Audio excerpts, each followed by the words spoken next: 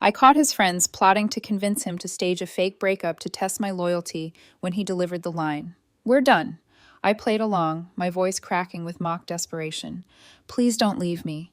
Who's going to help me cover my crypto trading losses?" His friends' jaws dropped as their little scheme unraveled. I'm Stacy, 28, and I was grabbing takeout from our favorite taco joint in Austin when I overheard the conspiracy through the open window. My boyfriend, Jack, 26, was huddled with his trio of chaos agents, Vera, Sienna, and Quinn, at a corner booth, their table littered with phones, napkins scribbled with notes, and half-empty margarita glasses.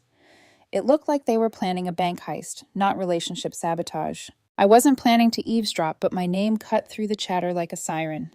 "Trust me, every girl fails this test," Vera said, swirling her drink. When I tested Miles, she just shrugged and said, "Cool, whatever." Showed her true colors, but Stacy's different. "Jack, you've been together, what, 2 years? That's exactly why you need to test her before you sink more time into this." I ducked behind a potted cactus by the entrance, pretending to scroll my phone while my order was prepped. Vera leaned in, voice low but clear. "Here's the script.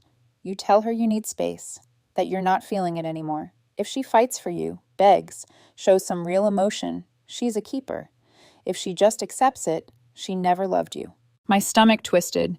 They were scripting a fake breakup, complete with a recording to analyze my reaction. Quinn, the least enthusiastic, hesitated. "This feels kind of messed up, guys." Vera shot her down. "It's not manipulation, it's self-preservation. My cousin didn't test her girlfriend and boom, found out she was engaged to someone else after 4 years. Sienna chimed in. "Do it tonight, Jack. Strike while you're hyped." They clinked glasses like they'd just cracked the code to world peace. I grabbed my tacos and slipped out the side door, my mind racing. 2 years together. 8 months living together in our cozy East Side apartment. And Jack was about to test me based on some TikTok psychology his tequila-fueled friends cooked up. Fine. If they wanted a show, I'd give them one. I got home before Jack, set up my laptop on the kitchen counter, opened some random stock charts, and practiced my best panicked expression in the reflection of a spoon. When he walked in an hour later, I was ready, looking like a woman on the edge. "Hey, babe, we need to talk," he said, his voice shaky, but rehearsed. I slammed my laptop shut, feigning nerves. "Oh, thank God you're home. Yeah, we do need to talk." He blinked, thrown off. "Wait, what?" "You go first." He sat down, subtly angling his phone to record, and launched into his script. It was an Oscar-worthy performance. Voice cracks, sighs, the works. "I've been thinking about us, Stacy. I need space. This isn't working anymore." I let the silence stretch, then put on my most heartbroken face. "No, Jack. Please, you can't do this. Not now." His eyes lit up. He thought his script was working. "I'm sorry, but I'm sure," he pressed, sticking to the plan. I grabbed his hands, voice trembling. "Who's going to help me cover my crypto trading losses?" His face froze, the script derailed. "You're what?" I leaned into it, tears welling up for effect. "I didn't want you to know like this. It started small. $100 on Bitcoin, a little Ethereum, but I kept losing. I'm in deep, Jack. Like really deep." He yanked his hands back. "How deep?" I sighed, selling the lie. $62,000. And I've been using your Hulu account to access the trading platform. If we break up, they'll lock me out and I'm screwed." His mouth dropped. "My Hulu? What does Hulu have to do with crypto?" I doubled down. "You don't know about Hulu's underground trading network? God, you're so pure. That's why I need you." His phone was still recording, capturing every second of this chaos. "Stacy, this is a lot," he stammered. I wasn't done. "Is it that girl from your spin class, Jasper? I knew she was after you. Does she know about the termites?" His head snapped up. "Termites?" I nodded gravely. "Found them in our closet last month. Been treating it secretly with this sketchy pest guy I found on Craigslist. If we split, you'll have to deal with them alone." He stood, eyeing the furniture like it might crawl. And, I might have told my mom we're getting married. She already booked a venue in Tahoe, non-refundable. She'll lose it if we break up." His hand shook, the phone wobbling. "Married?" I kept going. "Oh, and that half marathon we signed up for, the one with the $600 entry fee. My friend Nate already made custom shirts with our faces on them. And, that dent on your car last week, that was me. I was practicing donuts in the parking lot at 2 a.m. because I don't actually have a license. It expired last year." He gasped. "You've been driving illegally?" I shrugged. Just your car. Mine's been repoed. That's why it's been at the shop for 3 months. The front door flew open, and Vera, Sienna, and Quinn stormed in like they'd rehearsed for this moment.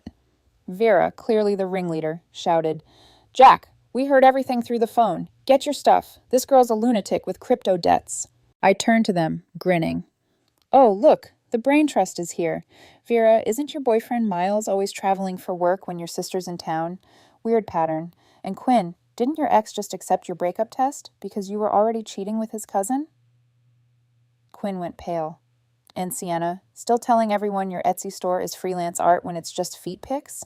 Silence. I stood calm as ever. Here's the deal. I heard you all at the taco joint. The script, the recording, the whole pathetic test. No crypto debts, no termites, no expired license, and definitely no Tahoe wedding. But the marathon is real. Thought it would be fun. I looked at Jack. You and your squad thought you could play me. I just showed you how stupid these games are. Vera sputtered. This is gaslighting. I laughed. No, gaslighting is scripting a fake breakup to secretly record your partner's emotions. That's manipulation 101. I headed to our bedroom. Where are you going? Jack asked, his voice small. To pack. You failed your own test when you let these clowns convince you to play games instead of talking to me like an adult. I crashed at my friend Rory's place that night after the taco joint showdown. My phone was a war zone. 53 missed calls from Jack. 120 texts swinging wildly from apologies to rage to pleading. Highlights included, it was just a misunderstanding. You lied about crypto. That's worse than what I did. And if you don't come back, I'm tossing your PlayStation. I screenshotted everything, especially the threats. Day 2, I went back to the apartment while Jack was at work. His laptop was open to a group chat called Brothers Lifting Brothers. Yeah, I snooped. Sue me. The chat was a goldmine of toxicity. They'd been running these tests for months. Vera had Sienna flirt with Miles at a club to see if he'd bite. Quinn catfished her ex with a fake Snapchat. They'd even pushed Jack to cancel plans with me last minute just to see if I'd get mad enough to prove I cared.